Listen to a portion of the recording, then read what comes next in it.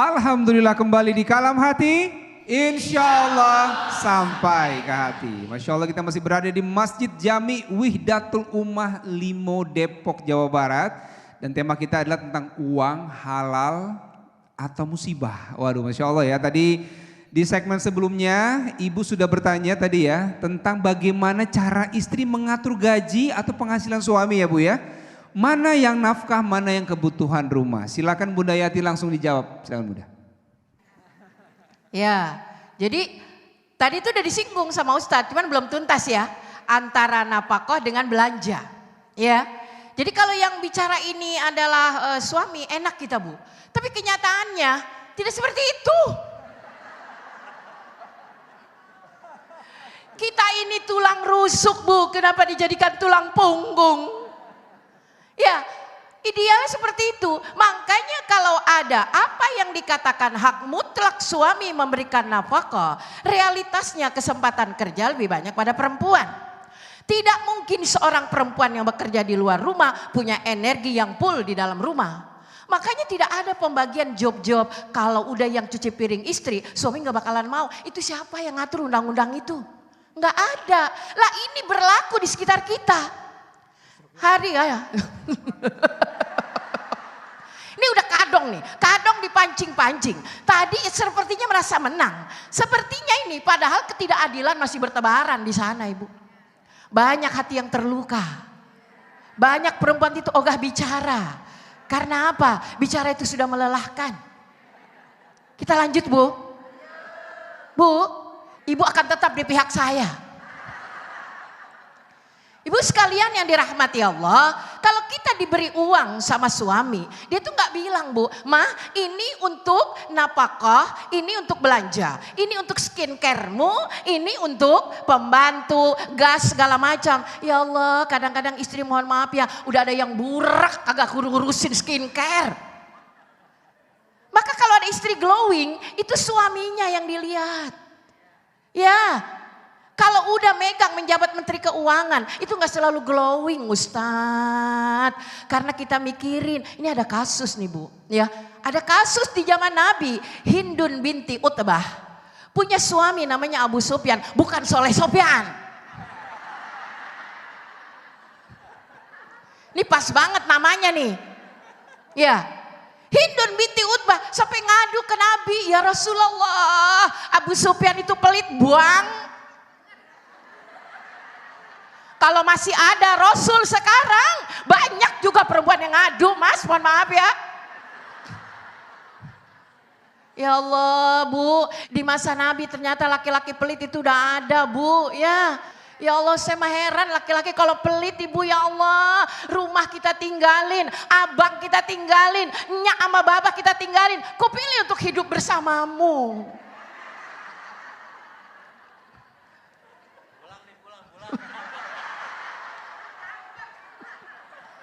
Bu, Masya Allah ya.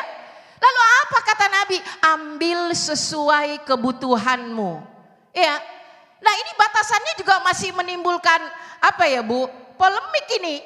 Batasan kita yang di Cinere kan beda ya Mbak Nung. Beda. Beda dengan yang di Grogol ujung sana. Beda. Dan artinya apa Ibu sekalian yang dirahmati Allah Subhanahu wa Ta'ala, ketika kita bicara kebutuhan rumah tangga, betul kata Ustaz Saleh tadi, jangan dicampuri dengan urusan nafkah. Karena nafkah itu adalah kebutuhan sandang, pangan, papan istri Bu. Bahkan mohon maaf, istri yang dalam kondisi sudah talak raj'i oleh suaminya, dia masih berhak memperoleh nafkah. Apalagi istri yang masih dicintai dan digauli oleh suaminya. Jadi berdasarkan tatanan hukum, manajemen itu kembali kepada istri. Maka jangan dikatakan kita bagaimana mengelola uang ya Allah. Untukmu kulakukan segalanya. Ya berdagang, ngaji sambil dagang ya Bu ya. Masya Allah kenapa? Ilmu dapat, rezeki dapat. Ya maka saya mengatakan pada ibu sekalian, antum semua ini Masya Allah bidadari surga. Bidadari surga, makanya bidadari surga yang diciptakan Allah itu Bu baik banget Bu. Dia tidak akan mengambil suami kita selama dia bersama kita masuknya. Maka jangan biarkan dia masuk surga jomblo sendirian. Kalau bidadari surga tuh tahu diri Bu, kalau orang punya pasangannya kagak diambil. Beda sama perempuan di dunia, kagak peduli dia udah punya pasangan apa belum. Baik, wallahu a'lam bishawab Ibu ya, makasih. Masya Allah, semangat ya Bunda ya. Berasa energinya ya. Tapi ada yang mau pulang Ustadz. Jangan dong Ustadz ya. Tapi intinya hari ini kita banyak belajar Ibu ya. Saya sebagai suami juga belajar, ibu-ibu juga belajar Ibu ya. Mudah-mudahan ini sampai di semua pemirsa Kalam Hati Kompas TV juga bisa mendapatkan ilmu hari ini. Amin ya rabbal alamin. Masya Allah. Siapa lagi yang mau bertanya Bu? Nah oke, sekarang dari Ibu. Ya silakan Ibu. Ke Ustadz Syahdan Ibu ya, silakan. Baik, saya akan bertanya kepada Ustadz Syahdan. Assalamualaikum warahmatullahi wabarakatuh. Saya Ibu Yuni dari Majelis Taklim Arumil Al-Hilya Limo. Terima kasih Ustadz atas ulasannya tentang bahwasanya dalam bermuamalah kita harus sesuai dengan syariah. Pertanyaan saya yaitu, bolehkah meminjam uang untuk modal usaha, kemudian dari hasil usaha itulah kita akan mencicil, begitu Ustadz. Tolong dijelaskan bagaimana hukumnya. Terima kasih. Nah tuh kan nasib suami begitu tuh, belum apa-apa udah nyicil coba tuh Bu. Yang kita pusing itu nyicilnya itu tuh Bun. Ibu kalau pergi ngaji, pulang bawa pakaian baru ya, dengan cara ngutang, cara nyicil, itu namanya akad apa? Kredit campur doa, nggak ketahuan suami ya. Bapak Ibu para pemirsa Kalam Hati Kompas TV di mana saja berada, ya ini persoalan yang sering terjadi ya. Jadi persoalan bagaimana cicilan transaksi dalam pinjam meminjam dan lain sebagainya. Kalau itu modal sendiri nggak masalah ya kan, tadi pinjam modal ya kan, modal sendiri nggak masalah gitu kan. Nah itu terserah lah kan, yang penting sesuai dengan ketentuan syariat. Tapi persoalannya bagaimana kalau kita minjem modalnya ini ke orang lain atau ke bank gitu ya. Ini yang kemudian jadi perdebatan Bapak Ibu ya.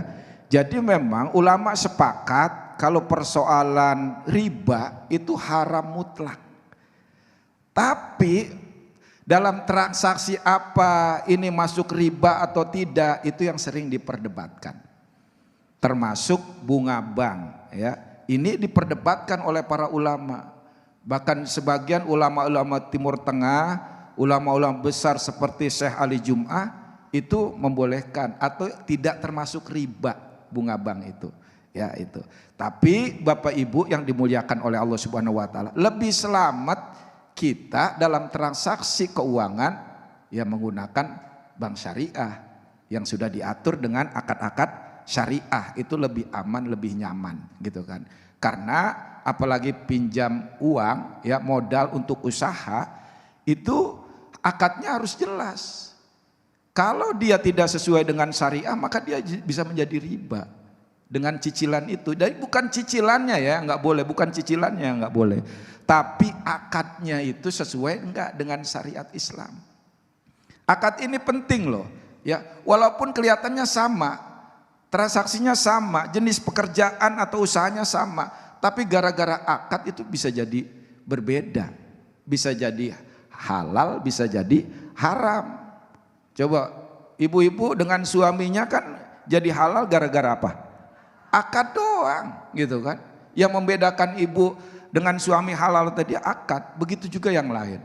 Maka ketika kita mau minjam untuk modal usaha ya, lebih baik kita ke tempat-tempat atau ke lembaga-lembaga yang memang sudah diatur secara syariat ya. Itu ini penting ya. Kenapa? Karena kalau tidak kita terjerumus ke dalam yang haram.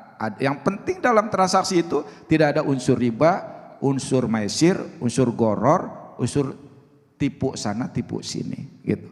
Maka Bapak Ibu yang dimuliakan oleh Allah Subhanahu wa taala, ini Benar, pertanyaan luar biasa, seorang istri harus paham itu. Kenapa? Istri itu harus menjadi benteng halal atau tidaknya rizki yang dibawa oleh suami. Jangan cuma belanja doang, jangan cuma asal nerima. Suami gajinya 10 juta sebulan. Begitu suami pulang bawa uang 100 juta, nah, jangan langsung ditelan. Bang, dari mana ini uang bang? Sudah pakai aja. Enggak bang, dari mana bang? Pakai aja sih, repot amat. Enggak, abang gaji 10 juta, kok bawa uang 100 juta bang? Dari mana uang ini? Iya abang, boleh nipu deh. Masya Allah bang, abang tega ngasih makan anak istri abang dengan dari nipu. Bawa uang lagi ke sini, jangan bawa uang ke sini pak. Bawa pergi lagi bang uang. Masya Allah, ada nggak istri yang begitu tuh? Aduh, saya mau satu lagi tuh kalau ada begitu. Iya. Ya sekian, wallahu alam. Masya Allah, jelas ya Ibu ya. Insya Allah ya, mudah-mudahan dapat ilmu kita menjadi lebih baik lagi ya Ustadz ya. Menghindari segala sesuatu yang dilarang sama agama dan sesuai dengan syariat Islam insya Allah. Amin ya rabbal alamin. Siapa lagi yang mau bertanya? Nah ini masih banyak yang mau bertanya, tahan dulu. Kita nanti akan jawabnya di segmen selanjutnya. Tetap di Kalam Hati, insya Allah sampai ke hati.